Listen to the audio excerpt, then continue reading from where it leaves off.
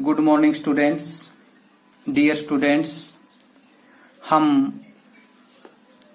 संधि, समास और अलंकार का टॉपिक कर चुके हैं।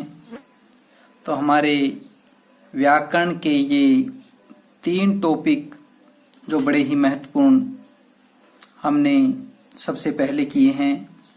अब इसके बाद आज हम हमारी जो पाठ्य पुस्तक है क्षितिज भाग 2 उसके गद्य खंड को शुरू करने जा रहे हैं। तो सबसे पहले आप ये ध्यान से सुने कि हमारे परीक्षाओं में गद्य खंड में से एक तो लेखक या लेखिका का जीवन परिचय पूछा जाता है। तो आप सबसे पहले पाठ पढ़ने से भी पहले वह पाठ जिस लेखक या लेखिका के द्वारा लिखा गया है उसके परिचय को आप अच्छे से पढ़ें।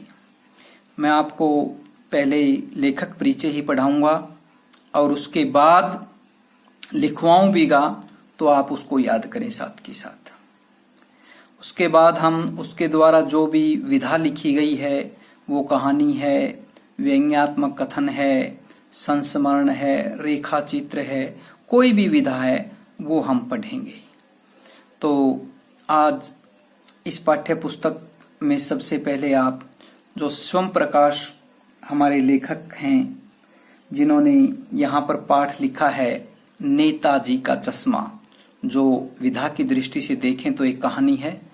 तो सबसे पहले हम इस पर प्रकाश डालेंगे।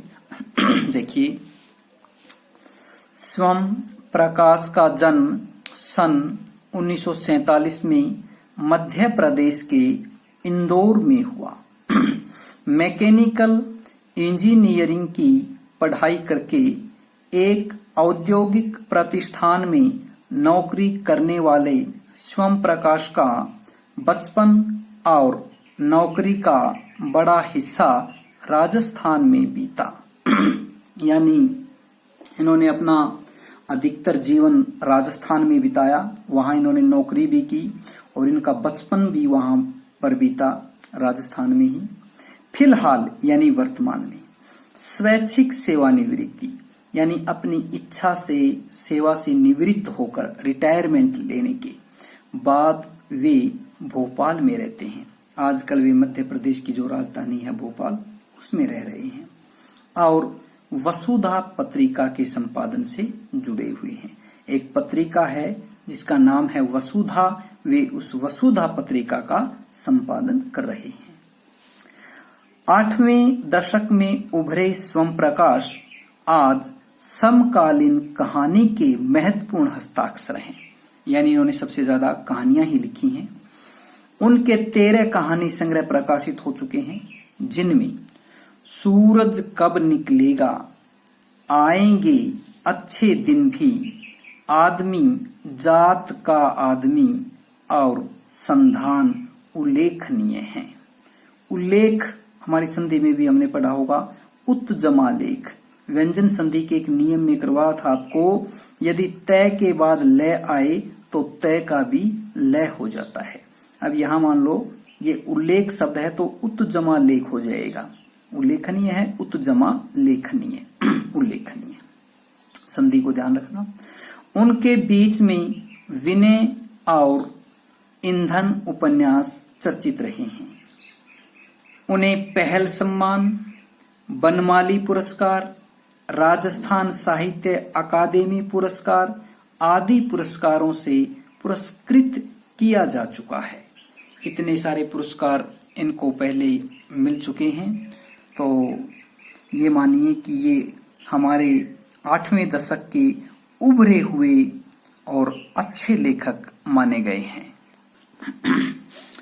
मध्यवर्गीय जीवन के कुशल चितेरे स्वयं प्रकाश की कहानियों में वर्ग शोषण के विरुद्ध चेतना है, तो हमारे सामाजिक जीवन में जाति, संप्रदाय और लिंग के आधार पर हो रहे भेदभाव के खिलाफ प्रतिकार का स्वर भी है। प्रतीकार होता है बदला, यानी बदले का स्वर भी है। रोचक किस्सा गोई, किस्सा गोई होता है किस्से के रूप में, छोटी छोटी कहानियों के रूप में। तो रोचक अच्छी लगने वाली छोटी छोटी कहानियों की शैली में लिखी गई उनकी कहानियां हिंदी की वाचिक परंपरा को समृद्ध करती हैं। वाचिक होता है जो बोलकर बताया जाए, जैसे नाटक का ये एक अंग होता है वाचिक। नाटक के 3 अंग होते हैं, वाचिक, आंगिक और आहार्यक। तो जो वाचिक है इसका अर्थ होता है बोलकर बताना, जैसे कहानी बोलकर सुनाई जाती है तो इसे वाचिक कहा गया है।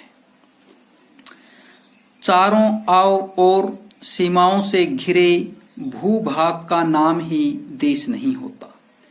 देश बनता है उसमें रहने वाले सभी नागरिकों, नदियों, पहाड़ों, पेड़ पौधों, वनस्पतियों, पशु पक्षियों से, और इन सब से प्रेम करने तथा उनकी समृद्धि के लिए प्रयास करने का नाम देशभक्ति है। नेताजी का चश्मा, कहानी लिख भी दिया है ये यहाँ पर। कहानी कैप्टन चश्मे वाले के माध्यम से देश के करोड़ों नागरिकों के योगदान को रेखांकित करती है, जो इस देश के निर्माण में अपने अपने तरीके से सहयोग करते हैं। कहानी यह कहती है कि बड़े ही नहीं बच्चे भी इसमें शामिल हैं। ये था हमारे स्वयं प्रकाश का जीवन परिचय। इसमें देख लिया इन्होंने पाठ लिखा है नेताजी का चश्मा। जो चश्मा शब्द है ये फारसी भाषा का शब्द है और फारसी का शब्द है चश्म। चश्म का अर्थ होता है आंख, तो चश्म से चश्मा बनाया गया है। याद रखें, चश्मा शब्द फारसी भाषा का शब्द है। इसके अलावा इसमें आप देखिए, यदि हम शुरू से बात करें तो आप सबसे पहले स्वयं प्रकाश का जन्म कब और कहां हुआ, जैसे आपसे पूछ लिया गया, प्रश्नों में भी पूछे जा सकते हैं, जो आपके शॉर्ट आंसर क्वेश्चन होते हैं उनमें भी मल्टीपल चॉइस वाले, और आजकल तो बिना चॉइस के भी आते हैं, ऐसे ही प्रश्न दे दिए जाते हैं, उनके उत्तर हमें खुद ही लिखने होते हैं। तो प्रश्न आपसे जैसे पूछ लिया जाए, स्वयं प्रकाश का जन्म कब हुआ? 1947 में। कहाँ हुआ? मध्य प्रदेश के इंदौर में हुआ। ठीक है। और इसके बाद अगर उनकी पढ़ाई के बारे में चर्चा की जाए तो उन्होंने मैकेनिकल इंजीनियरिंग की पढ़ाई की। इसके बाद उन्होंने नौकरी कहाँ की? तो राजस्थान, नौकरी का बड़ा हिस्सा उनका राजस्थान में बीता, यानी अधिकतर नौकरी उन्होंने राजस्थान में ही की। और अब वे कहाँ रहते हैं? भोपाल में रहते हैं। और ये पूछ लिया जाए वे किस पत्रिका के संपादन से जुड़े हैं, तो ये इम्पोर्टेंट है, पहले पूछा भी जा चुका है। तो वसुधा पत्रिका के संपादन से वे जुड़े हुए हैं। इसके बाद उनके कितने कहानी संग्रह प्रकाशित हो चुके हैं? तो 13 कहानी संग्रह प्रकाशित हो चुके हैं। फिर उनके कहानी संग्रह हम याद रखेंगे, सूरज कब निकलेगा, आएंगे अच्छे दिन भी, आदमी जात का आदमी और संधान, ये हम याद रखेंगे। इसके बाद ये संधि हमने आपको बता दी थी, उत्तजमा लेखनीय उल्लेखनीय। बीच में विनय और ईंधन, इनके जो उपन्यास हैं ये बड़े ही चर्चित रहे हैं, चर्चा में रहे हैं, अर्थात प्रसिद्ध हैं। फिर इनके जो पुरस्कार हैं ये भी हम याद रखेंगे। में बनमाली पुरस्कार मिला इनको, पहल सम्मान मिला, राजस्थान साहित्य अकादमी पुरस्कार मिला, इस प्रकार के इनको ये पुरस्कार मिले। इसके बाद मध्यवर्गीय जीवन के कुशल चितेरे शिवम प्रकाश की कहानियों में वर्ग शोषण की विरुद्ध चेतना है। यह आप ध्यान रखेंगे भाई, वर्ग शोषण के विरुद्ध चेतना है, यानी जिस वर्ग का शोषण हो रहा होता है उसके विरुद्ध इसने आवाज उठाई है अपनी कहानियों के माध्यम से। और के बाद हमने पढ़ लिया किस्सा गोई का अर्थ पढ़ चुके हैं हम। किस्से के रूप में, छोटी छोटी कहानियों के रूप में। प्रतिकार का अर्थ होता है बदला या बदले की भावना। और इसके बाद वाचिक का अर्थ है बोलकर, यानी किसी को बोलकर बताना। फिर बताया है चारों ओर सीमाओं से घिरे भूभाग का नाम ही देश नहीं है, पाठ के बारे में बताया है ऐसा। ठीक है, अब आज के लिए इतना ही। इससे आगे हम अब ये पाठ शुरू करेंगे, ये कहानी पढ़ना शुरू करेंगे। तो प्यारे विद्यार्थियों, आप इसको पढ़ लेना और इसके साथ ही मैं आपका जो होमवर्क है वो भी आप देख लेना। इसके साथ ही मैं आपको होमवर्क है वो भी दूंगा साथ ही, वो आप अपनी फेयर नोटबुक में आप कर लेना और याद भी कर लेना उस जीवन परिचय को। आज के लिए इतना ही, धन्यवाद।